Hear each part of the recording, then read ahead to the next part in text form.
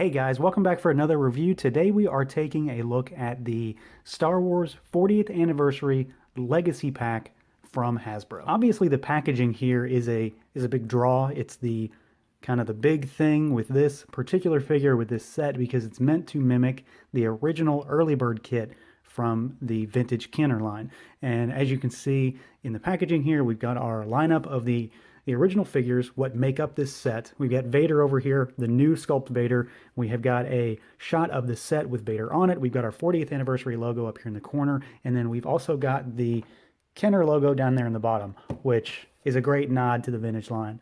I'm going to spin this around. This thing has taken up most of my my review space, so it's a tight fit here, so bear with me. But on the back, we've got kind of a spiel for what the set is. We've got the reverse of the card that this comes with over here on the left, and we've got the figures kind of laid out here on this set here. And interesting to note, and at least as far as I can tell, they've actually got the original Leia figure here and down here. This is not the new head sculpt. It's the ugly Leia. And then we've got our special edition, as it's labeled, Darth Vader. So let's pop this box open, and we're going to take a look at the Vader card back up next. Okay, here is our Vader figure on our vintage style Black Series Kenner type card back. So we've got our original artwork, and then we have this, I'm going to just go ahead and say it now, glorious, amazing Darth Vader figure.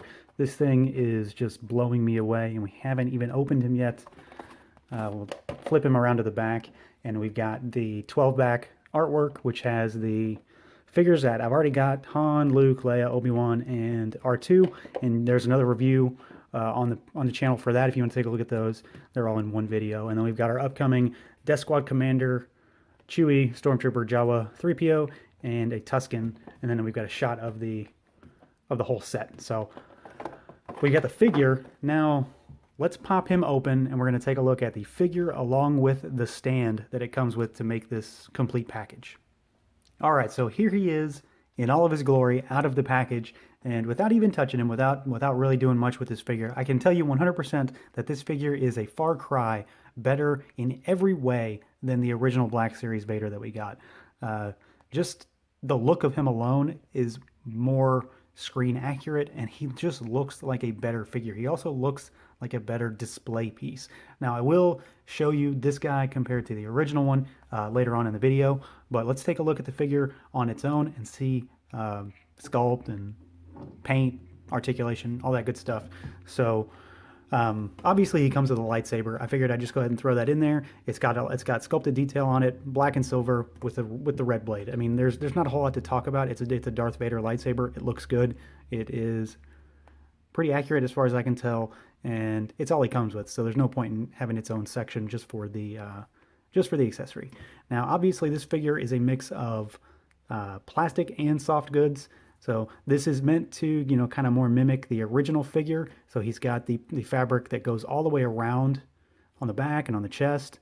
And it's a, kind of a two-piece. So he's got the cape, and then he has the kind of the robes on the chest and that flow down on the bottom. I think this looks really good. It fits the figure very well. It's kind of, sewn in such a way that it kind of flows off of him better. And I think it just looks better overall.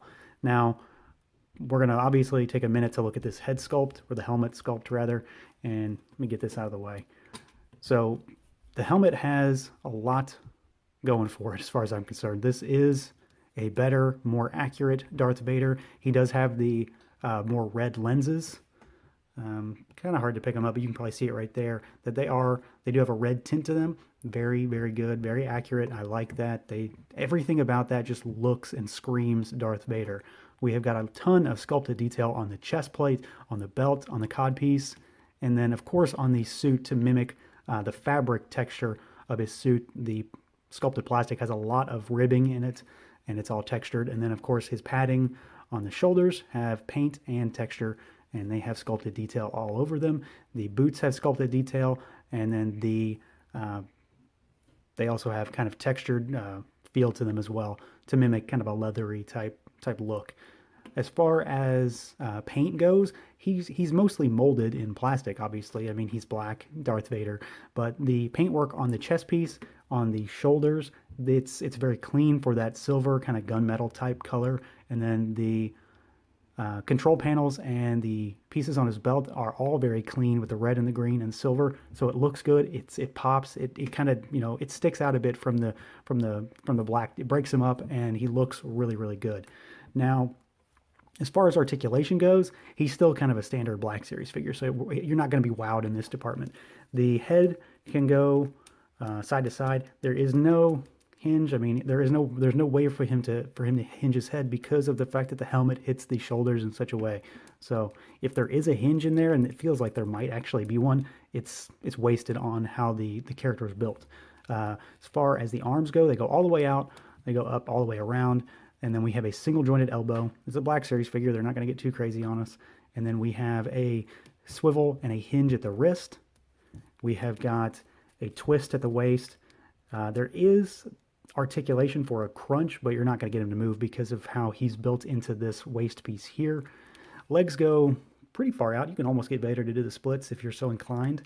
They go maybe 80 degrees out and then back just a little bit. There is a thigh cut, and it actually works halfway decently because the lines on the pants, they kind of break up the gap there, so you can hide that the fact that it's being cut. There is a double jointed knee. It goes back pretty decently. Just the sculpt of the leg is going to prohibit it from going back any further. There is no boot or shin swivel. He does have a hinge on the foot, and then he has a rocker. So you can still get him in some pretty good poses.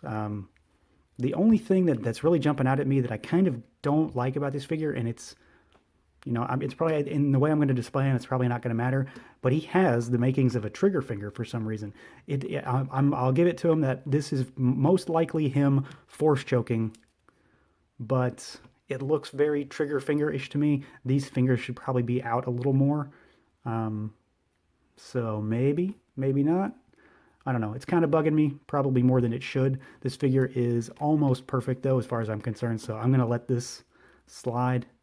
But it's kind of trigger finger-ish to me. Let me know what you think down in the comments. Am I right, or am I reading into that a little too much?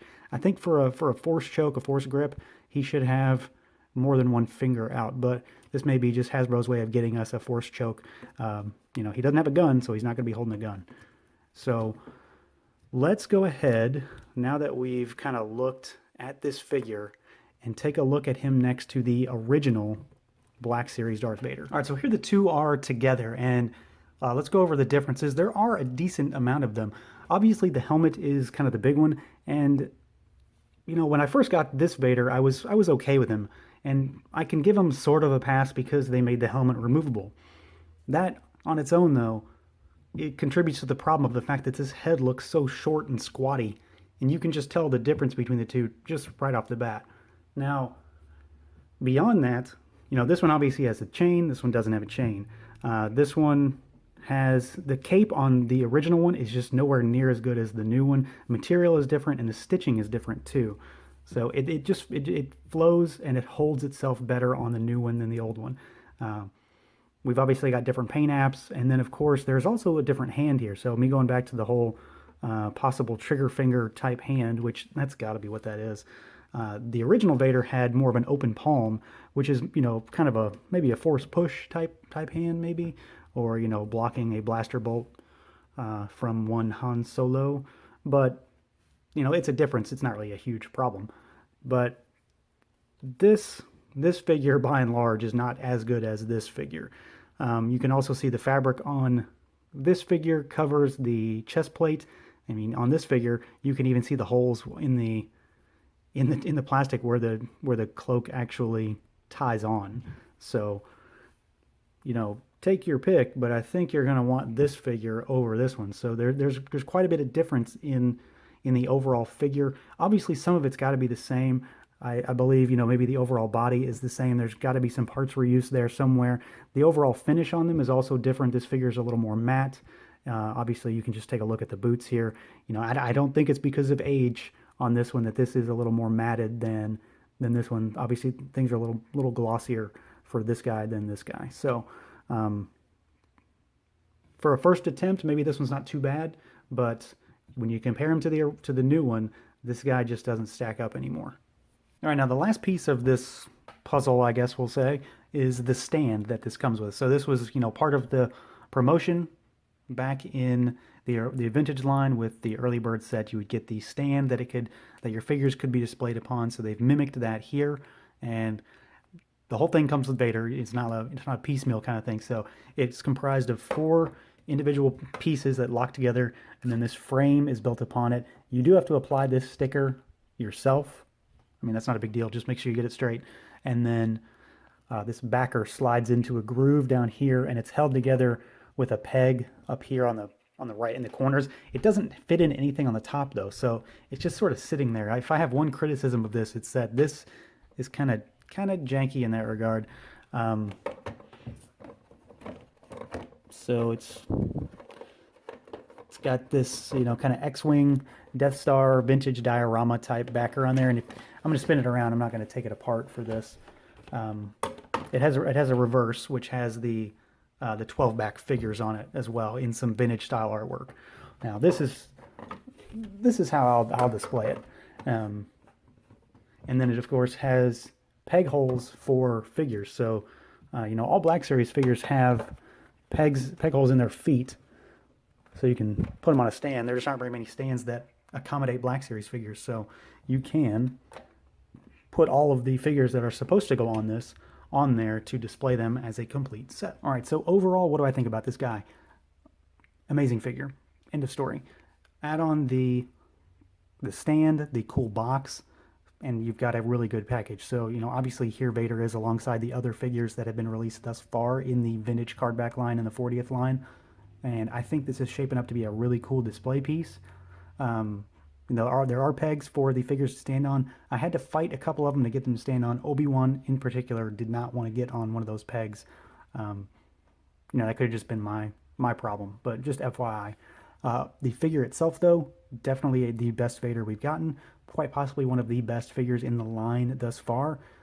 Trigger finger issue aside, which, I'll give it a pass because he does use that kind of trigger finger type look in A New Hope when he's doing Force Choke. But it still looks like they just gave him a trigger finger hand. So kind of peeved by that, but it's not a huge deal, and I can live with it. Otherwise, though, head sculpt is on point. Details are great. Articulation, nothing new, but he's not lacking anything. So I'm pleased with him overall. Pleased with the package, and you're gonna want to get this guy. He's not supposed to be out yet, really. Some Targets will have him in stock, and they're just not putting him out on the shelves until mid-April. I got lucky knowing, having a connection, I guess, so to speak. So I just lucked out with me. I'm going to get him 2 weeks early. So that's going to do it for this review, everyone. Stay tuned for more. Feel free to like, comment, subscribe, and share. Let me know what you think thus far after seeing this guy. Are you going to get him? Are you hunting for him? Let me know down below. And until next time.